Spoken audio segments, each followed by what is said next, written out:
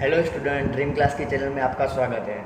तो जैसे कि मेरे पिछले वीडियो में आपने देखा होगा कि हमारे जो भी डिसीजन मेकिंग स्टेटमेंट थे कि if statement, if else statement, if else ladder statement और जो नेस्टेड इफ एल्स स्टेटमेंट और जो लास्ट स्टेटमेंट था डिसीजन मेकिंग में कि स्विच के स्टेटमेंट, अभी यहाँ पे हमारे डिसीजन मेकिंग स्टेटमेंट कंप्लीट हो चुके हैं। अभी जो उसके बाद सी प्रोग्रामिंग लैंग्वेज या मैं अदर प्रोग्रामिंग लैंग्वेज की बात करूँ, जैसे कि C++ हो, जावा हो, PHP हो या फिर कोई भी प्रोग्रामिंग लैंग्वेज हो, जिसके पॉइंट ऑफ व्यू से जो नेक्स्ट इम्पोर्टेंट है वो है लूपिंग स्टेटमेंट। आप एक बात यहाँ पे याद रखिए कि लूपिंग स्टेटमेंट बहुत ही इंपॉर्टेंट है। ओके, लूपिंग स्टेटमेंट क्या होता है, उसका कहाँ यूज़ और वो हमें किस तरह यूज़ करना है। ओके, तो आज की वीडियो में आपके लिए लूपिंग स्टेटमेंट पर लेकर आया हूँ। तो चलिए स्टार्ट करते हैं कि लूपिंग स्टेटमेंट क्या है। लूपिंग स्टेटमेंट को स्टार्ट करने से पहले मैं चाहता हूँ कि अगर आपने हमारी वीडियो को सब्सक्राइब नहीं किया है तो हमारे चैनल को सब्सक्राइब कर दीजिए। ओके, तो first of all generally types of loop in C language. Generally C में लूपिंग स्टेटमेंट के तीन टाइप है, फॉर लूप, व्हाइल लूप और डू व्हाइल लूप। ओके, तीनों लूपिंग स्टेटमेंट क्या है और किस तरह यूज़ करना है। ओके, जनरली लूप क्या होता है? जनरली लूप मतलब ये होता है कि मतलब आपकी कंडीशन, जब तक आपको एक क्राइटेरिया बनाना है कि भाई ये कंडीशन मेरी जब तक ट्रू फॉल्स ना हो जाती है तब तक मुझे वो कंडीशन को मुझे एवरी टाइम प्रिंट, कंडीशन के स्टेटमेंट में जो भी होगे मेरे, वो मुझे हर बार एग्जीक्यूट करते ही रहना है। ओके, तो ये आप देख सकते हैं यहाँ पे in programming loop are use to repeat a block of code until a specified condition is made.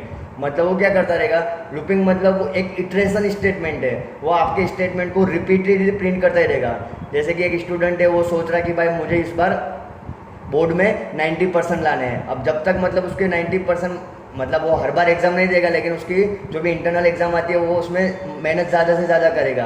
तो वो क्या, उसका एक टारगेट बन जाएगा कि मुझे मतलब इतने दिन में पढ़ते ही रहना है, पढ़ते रहना है, पढ़ते रहना है, हर दिन में इतना टाइम पढ़ते रहना है, पढ़ते रहना है। मतलब वो आपकी एक एक्टिविटी होगी, उसको सीक्वेंस में वो हर बार प्रिंट करता ही रहेगा।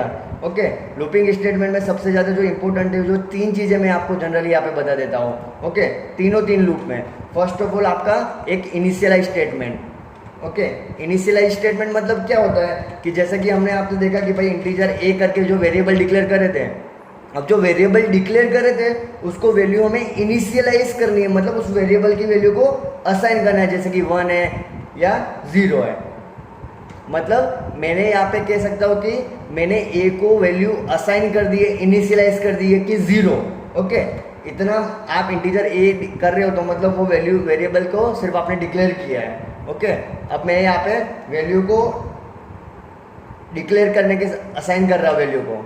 ओके, ये दोनों स्टेटमेंट अलग अलग है, आप दोनों को एक साथ में भी लिख सकते हैं कि variable declaration and initialization. Okay, तो तीनों लूप में जो तीन चीज़ें आपको हमेशा याद रखनी है कि फर्स्ट ऑफ ऑल आपका क्या होगा कि वेरिएबल को इनिशियलाइज करना है। सेकेंड थिंग क्या है कि कंडीशन चेकिंग।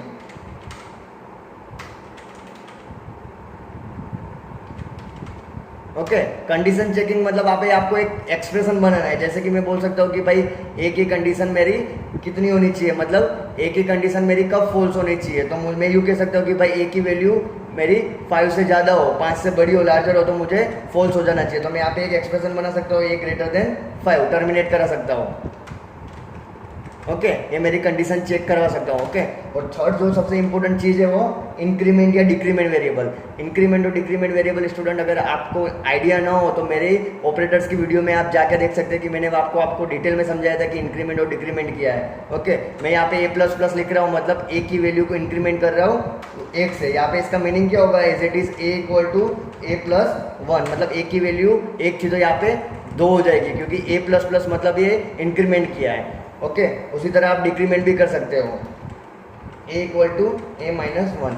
ओके, तो ये तीन चीज जो आपको ध्यान रखनी है लूपिंग स्टेटमेंट में कि first of all initialize variable, second one is the condition checking, third one is the increment either decrement. Okay, तो चलिए फर्स्ट ऑफ ऑल मैं आपको स्टार्ट करता हूँ कि व्हाइल लूप क्या है। ओके, तो चलिए हम पहले प्रैक्टिकल देख लें कि व्हाइल लूप क्या है। फर्स्ट ऑफ ऑल हम टर्बो से स्टार्ट करेंगे, फाइल में जाके new program.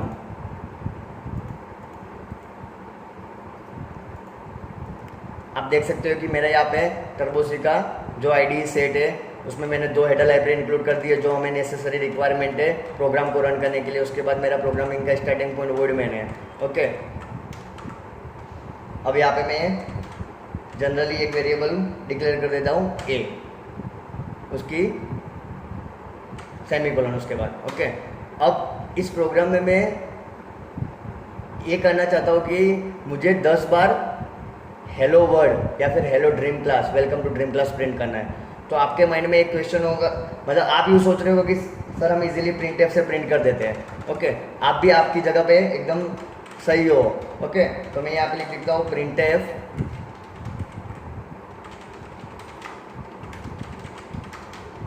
Welcome to dream class.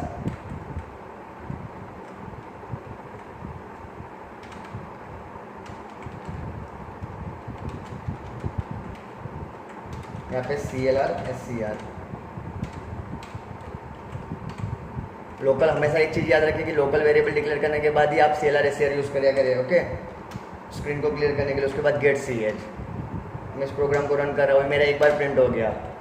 अब मैंने यूँ कहा कि मुझे 10 बार प्रिंट करना है वेलकम टू ड्रीम क्लास, तो आप क्या सोच रहे होगे कि 10 बार सेम स्टेटमेंट लिख लो। ओके, तो आप यहाँ पे कॉपी करके पेस्ट भी कर सकते हो।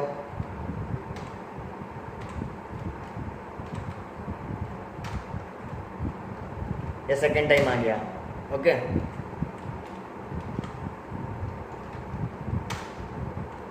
लेकिन ये कॉपी पेस्ट करके कोड, मतलब ये 10 बार आप प्रिंट कर सकते हो। इसी तरह 100 बार करना हो, 1000 बार करना हो, मतलब उस टाइम पर ये प्रॉब्लम क्रिएट करेगी कि मतलब आपके कोड की इफिशियंसी वो घट जाएगी, मतलब आपका प्रोग्रामिंग का कोड बहुत सारा होगा। एक चीज़ ये हमेशा याद रखिए कि लूपिंग स्टेटमेंट उस तरह की, मतलब आप सी में प्रोग्रामिंग 5 लाइन की कोड से भी कर सकते हैं या फिर 500 नंबर की लाइन से भी कर सकते हैं। आपका प्रोग्राम कब इफिशियंस होगा, जब आपने मतलब प्रॉपर सिंटेक्स और सिनेरियो यूज़ किए होगे। ओके, तो यहाँ पे हमने जो इस तरह की बात की कि भाई मैं 10 बार प्रिंटफ लिख दूँ, वो गलत बात है। ओके, मैं यहाँ पे क्या कर रहा हूँ कि हम लूपिंग स्टेटमेंट का यूज़ कर सकते हैं कि मतलब मेरे स्टेटमेंट है सेम, लेकिन मुझे क्या करना है कि एक सिनेरियो कंडीशन दे देने की भाई उतने मेरे उस कंडीशन पे रीच हो जाए उतनी बार प्रिंट करना है। जैसे कि मैंने कहा मुझे 10 बार प्रिंट करना है। ओके, तो मैंने जैसा कि आपको समझाया कि सबसे पहले मुझे लूपिंग स्टेटमेंट में हम वाइल लूप यूज़ कर रहे हैं। ओके, तो मैं यहाँ पे कमेंट में लिख देता हूँ लूप और while. Okay, while loop statement. अब हमें 3 चीज़ चाहिए, जैसे कि मैंने कहा इनिशियलाइज वेरिएबल, जैसे कि मेरी यहाँ पे वेरिएबल को डिक्लेयर कर दिया है।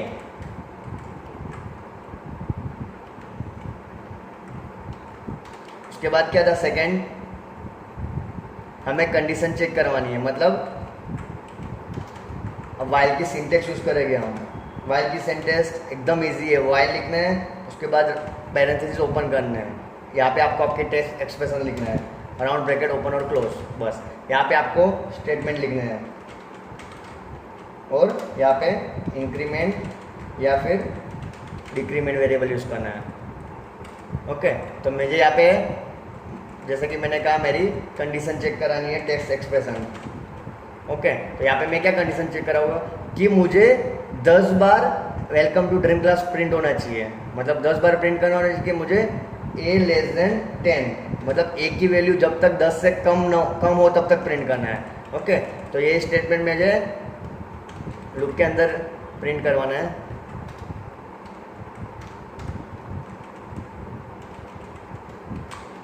ओके, अब इस तरह मैं प्रोग्राम को रन कर दूंगा तो मेरा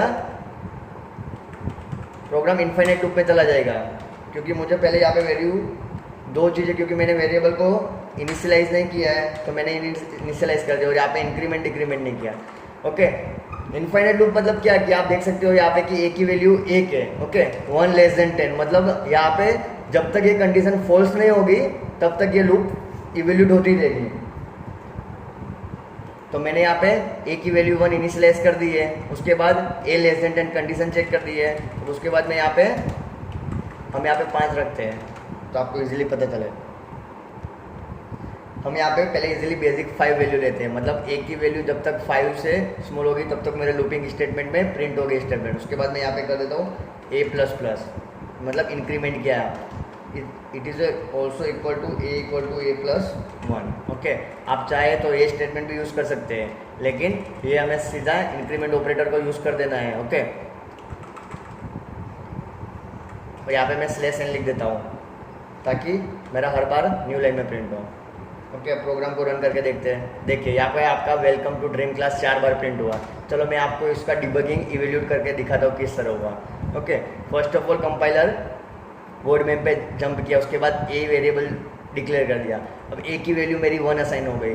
अब वाइल में गया ए लेस देन 5, मतलब ए की वैल्यू क्या हुई 1 लेस देन 5। ओके, अब यहाँ पे समझ सकते हो कि मैं आपको यहाँ पे समझा देता हूँ कि ए की वैल्यू 1 है तो 1 less than 5। Okay, 1 less than 5। अब यहाँ पे आप कंपाइलर क्या करेगा, चेक करेगा कि ये कंडीशन ट्रू है या फॉल्स है। तो 1 लेस देन 5 मतलब कंडीशन ट्रू है। ये कंडीशन जब तक ट्रू होगी तब तक इस ब्लॉक में जाएगा।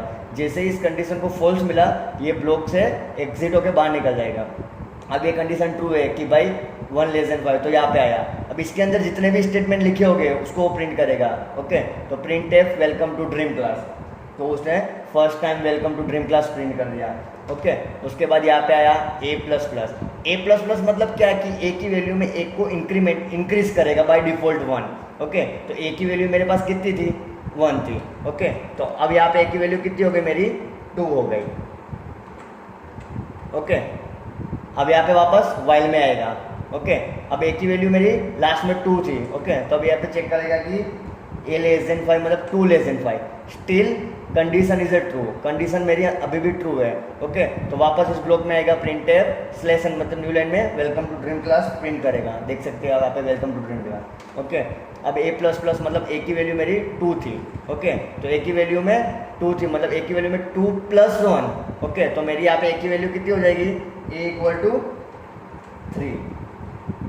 ओके, वापस यहाँ पे जाएगा ए लेस देन 3, मतलब ए की वैल्यू मेरे पास लास्ट कितनी थी, स्टोर 3, तो 3 less than 5। Okay, condition is still true. यहाँ पे न्यू लाइन प्रिंट करके वेलकम टू ड्रीम क्लास को वो प्रिंट कर देगा। ओके, उसके बाद ए प्लस प्लस मतलब ए की वैल्यू में एक इंक्रीमेंट करेगा। लास्ट ए की वैल्यू 3 थी, उसमें एक इंक्रीमेंट करने के बाद 4। अब यहाँ पे जाएगा वापस लूप यहाँ से घूम के ऊपर जाएगा ए लेस देन 4 मतलब यहाँ पे 4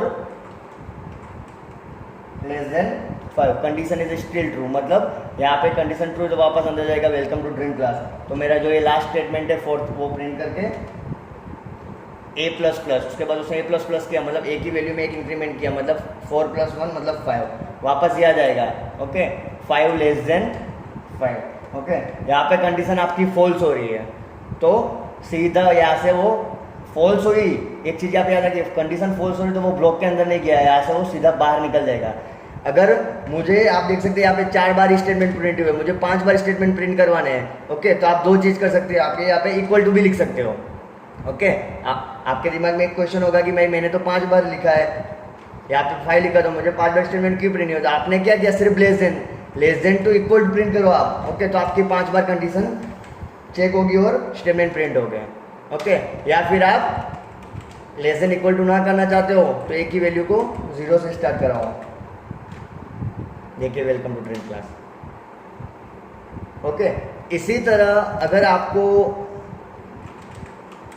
10 बार स्टेटमेंट प्रिंट करना है तो आप यहाँ पे 10 लिख दीजिए। ओके, अगर मेरे को 1 to 10 नंबर प्रिंट करना है या फिर 0 to 10 नंबर प्रिंट करना है, मुझे 1 to 10 प्रिंट करना है तो मैं यहाँ पे 1 लिख देता हूँ।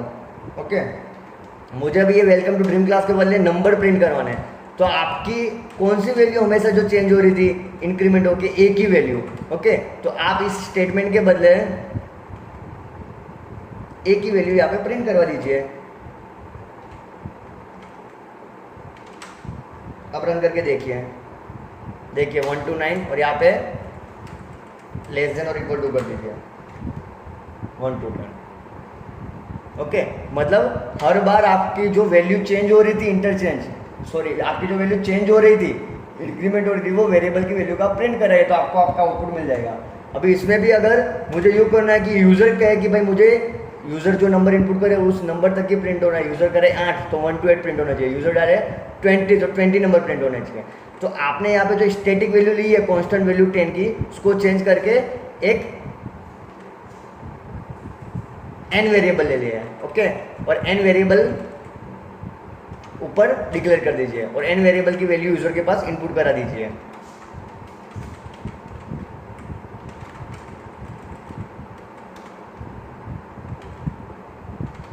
How many numbers you want,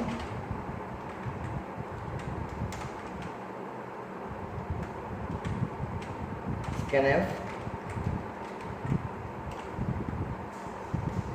percentage D, मुझे एन की वैल्यू यूजर के पास इनपुट करवानी है, तो एम परसन एन, ओके।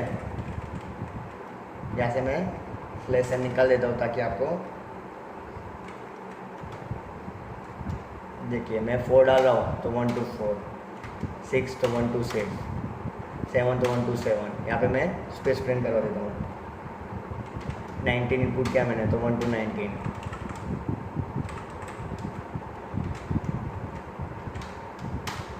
देख सकते हैं आप मेरी 1 to 20 की सीरीज प्रिंट हो गई। मतलब आपको जब कोई पूछे कि मुझे सीरीज प्रिंट करनी है अकॉर्डिंग टू यूज़र की, यूज़र जो नंबर इनपुट करे उस हिसाब से मुझे सीरीज प्रिंट करनी है, तो आप लूपिंग स्टेटमेंट का यूज़ कर सकते हैं। मतलब यहाँ पे क्या हो रहा है कि एन कंडीशन, एन मतलब एन वैल्यू तक मुझे कंडीशन चेक करानी है। जब तक मेरी कंडीशन ये फॉल्स ना हो, जब तक मुझे एंड वैल्यू जो मैंने डाली है 70, ओके, जब तक मेरी एन की वैल्यू 70 ना मिले तब तक ये मेरी लूप इवेल्यूट होके इटरेट होती रहेगी। इटरेट मतलब मेरी लूप घूमती रहेगी, ओके, और उसके अंदर के जो भी स्टेटमेंट होगी वो मेरे प्रिंट होते रहेंगे, ओके। तो ये सिंपल था while statement, while loop statement, okay. तो आने वाली वीडियो में मैं आपको बताऊंगा कि जो दूसरे मेरे लूपिंग स्टेटमेंट है डू वाइल और फॉर लूप क्या है, ओके। तो मेरी वीडियो आपको पसंद आई हो तो लाइक करना ना भूले और सब्सक्राइब करना भी ना भूले और शेयर भी कीजिए। धन्यवाद।